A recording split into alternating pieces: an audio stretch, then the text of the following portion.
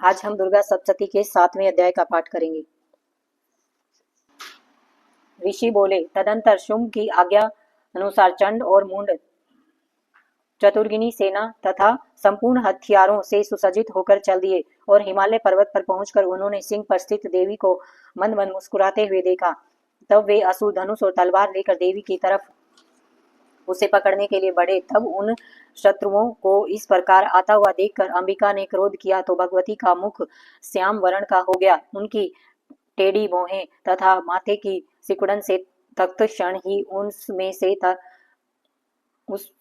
उसमें से तलवार और पाश लिए चीते की चर्म की साड़ी तथा नर मुंडों की माला पहने हुए विचित्र खंड धारण किए हुए भयानक शुष्क शरीर, हड्डियों का ढांचा व अति लंबे शरीर वाली जीभ, मुख से बाहर लपलपाते हुए भयंकर लाल लाल आंखें जो भीतर को धसी हुई थी, ऐसी भयंकर विकराल मुखी काली प्रकट हुई। उनके भयंकर शब्द से सभी दिशाएं गूंज उठी। वह देवी असुरों की सेना पर टूट पड़ी और असुरों को भक्षण करने लगी। पार्श्व रक्षक अंकुशधारी महावत योद्धा और घंटा सहित हाथियों को एक हाथ में पकड़कर मुंह में डाल लेती थी। इसी प्रकार घोड़े, रथ, युद्ध करने वाली सारथी समेत योद्धाओं को पकड़कर मुख में डाल लेती थी। दांतों से चबाती जा रही थी। किसी के केसों को पकड़कर, किसी की गर्दन दबाकर, किसी को पैरों से कुचलकर, किसी को छाती से धक्का देकर मार दिया था।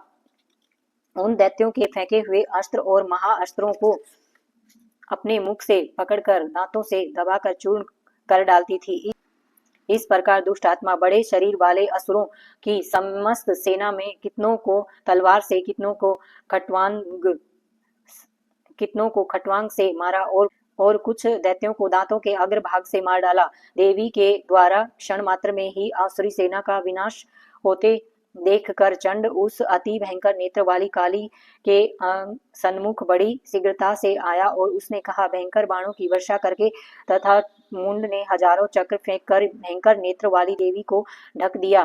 काली के मुख में प्रवेश करते हुए वे चक्र इस प्रकार सुशोभित हो रहे थे मानो बादलों में सूर्य के बहुतेरे मंडल प्रवेश कर रहे हों। तदंतर अत्यधिक क्रोध पूर्ण हो भयंकर गर्जना करते हुए काली देवी ने विकट अट्टहास किया। उस समय मुख में दांतों की प्रभा से वे अति उज्जवल दिखाई पड़ती थी। फिर देवी उठकर शब्द का उच्चारण करती हुई तलवार लेकर महादैत्य चंड के पीछे दौड़ी और उसके केस पकड़कर खड्ग से उसका सिर काट दिया। चंड को मरा देख मुंड भी देवी की तरफ दौड़ा तो कुपित हो देवी ने उसे भी तलवार से मार कर धरती पर डाल दिया।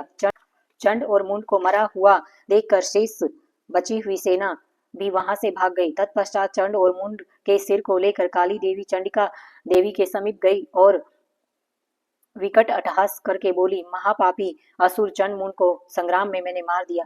अब आप इस युद्ध यज्ञ में शुंभ और निशुंभ को मारना। ऋषि बोले, चंड और मुंड दोनों के सिरों को लाते हुए देख काली देवी से कल्याणकारिणी देवी मधुर शब्दों में बोली, हे देवी, तुम चंड और मुंड दोनों महाअसुरों को मारकर मेरे समीप ले आई हो। इस कारण आप संसार में चामुंडा देवी के नाम से विख्यात हो जाओ।